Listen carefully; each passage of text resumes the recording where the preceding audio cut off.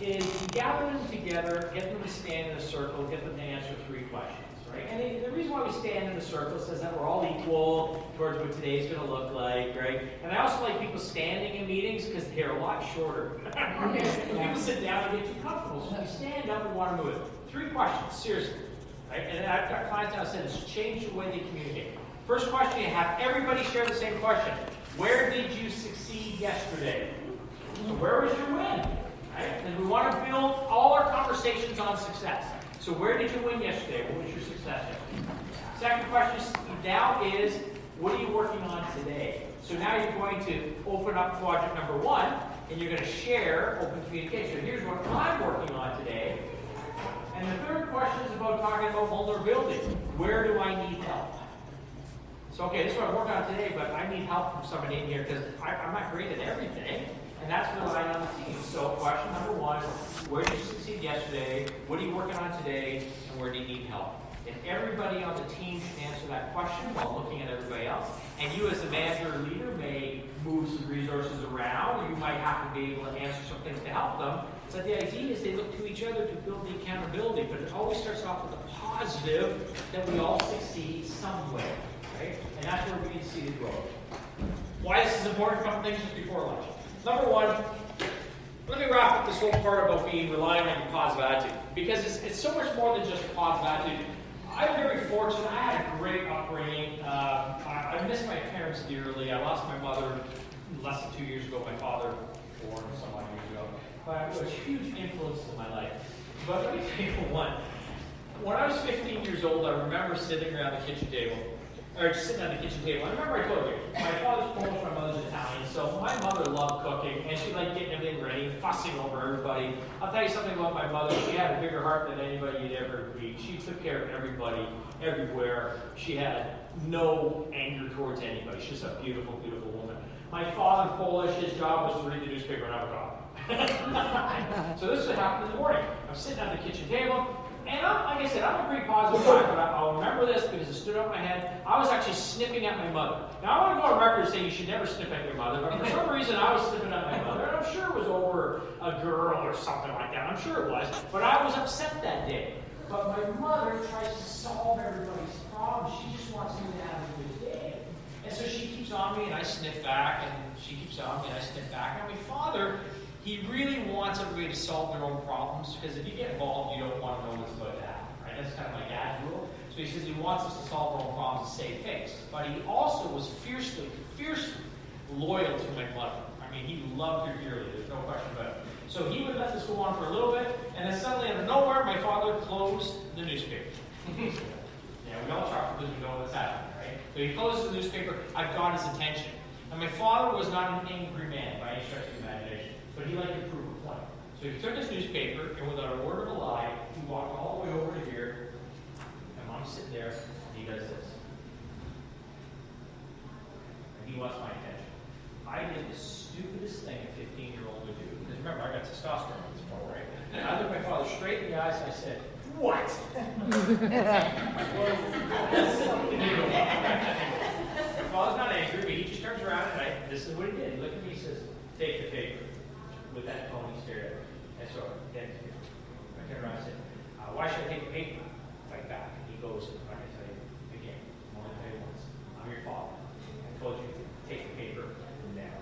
So I grabbed the paper. So now I'm looking at him, test the will is going on here, right? So I turned and said, "What do you want me to do now with the paper?" He says, "I want you to flip that paper to the obituary section." So he told me. So I said, "The obituary section? Why should I do that?" And he looked at me and said, "Okay, I get it. Your fault." Right? So I go to the obituary section. And I said, "Now what?" He says, "I want you to start scanning through all those names." I said, "I'm looking for all these names. What am I looking for?" He says, "You're looking for your name." And I looked at him and I said, "Well, my name's not there." He goes, "Pretty good day, isn't it?" And he said to me, "If you don't want to see your name there tomorrow," I suggest you change your attitude right now. It's very clear what he said, and I get it, right? So he's got my attention. So I said, "I'm sorry, Dad." But my father is so much more than just that. He wants me to learn. I can honestly say it. So my father, now he's got my attention, he actually grabbed a chair, he sat beside me. And he said to me, he says, "Gary," he says, "not every day is going to be good. But he says, there is good in every single day. And you have to decide what kind of day you're going to have right here, right now. And I said, okay, I get that. And he goes, no, you don't.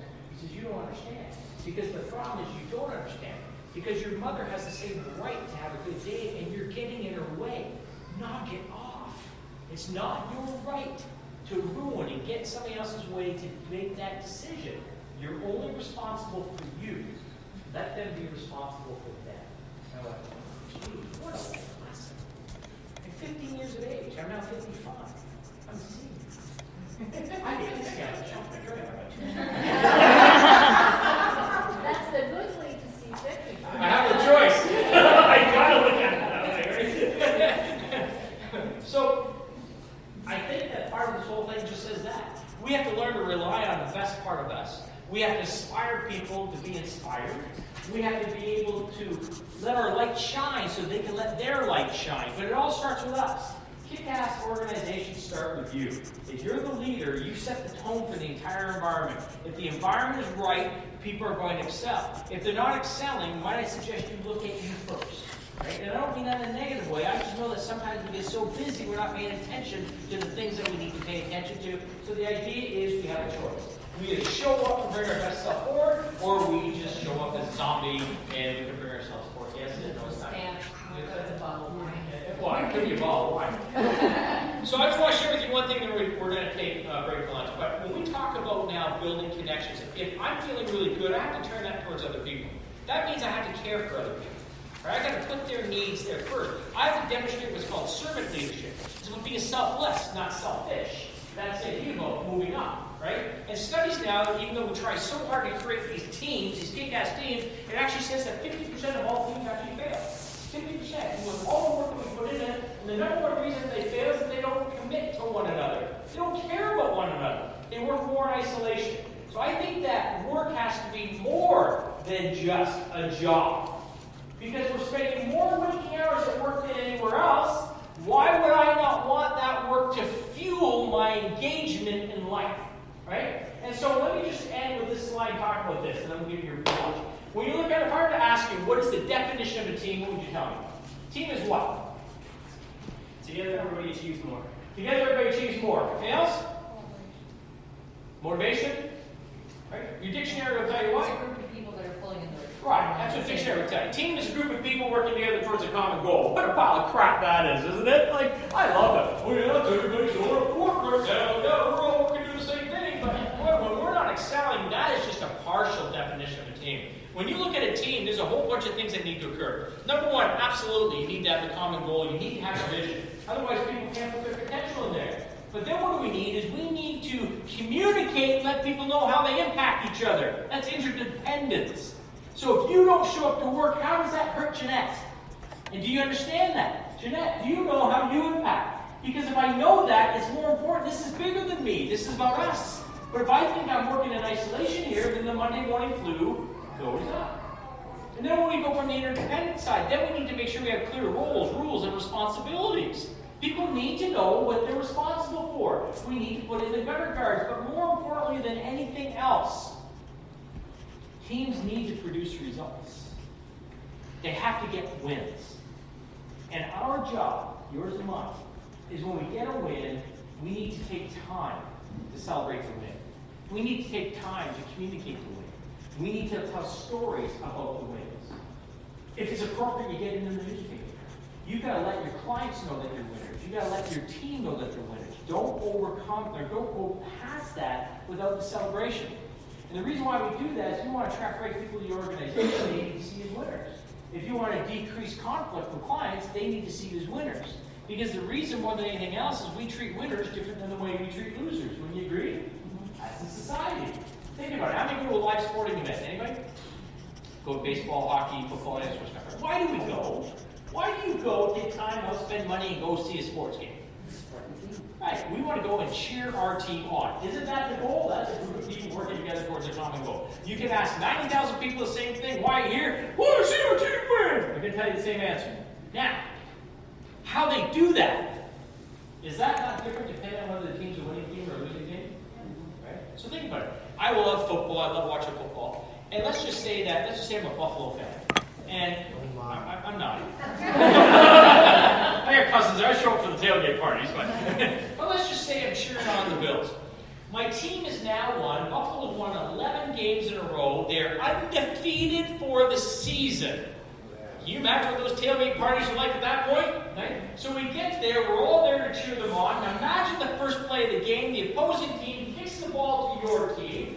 Your guy gets it, starts running, gets tackled, fumbles the ball, the other team recovers, first play of the game. How do we react as fans? We go, oh, then what do we do? What do we do? I heard you. We encourage them. Why is that? That's okay. Keep back. Come on, God. Don't we go crazy? So why do we do that? Right, we want to build them up. It's even bigger than that. Look at the psychology behind it. For 11 games, your team has proven to you they're winners. Over 11 games doesn't mean they didn't fumble or make a mistake, but they've proven to you at the end of the game, you look at the scoreboard, they're going to win. So your expectations are, it doesn't matter, they're going to win. They win every game. They're winners. And so we stand behind them and cheer them on, don't we? But think about the reverse if that happens. If your team has now lost 11 games or 8 games, right? However it is. And suddenly the first play of the game, they get the ball, they fumble, the other team recovers. How do we react then? Yeah, got it. Here we go again. Then we start to boo them, and then we start to want the coach fired, and then we want to be vindicated because we're angry. Anybody remember New Orleans Saints? Before Drew Brees was with them? Drew Brees was the saving quarterback for New Orleans, but New Orleans was that team that was losing every single game. And there was a game that actually happened, and I still remember it, right? Is that, can you imagine being a professional football player running out into the stadium, and there are 60,000 fans with paper bags over their heads? They were so disappointed with the New Orleans Saints that they wanted to show them by all getting together and wearing paper bags. We treat winners different than the way we treat losers. I cannot tell you how important this is. You've got to get good. You have to get excellent at talking about what's right. Making them sure so they own it, communicating it to clients, letting people know how good you are. So I have a different definition of a team that I wasn't going to mull over lunch.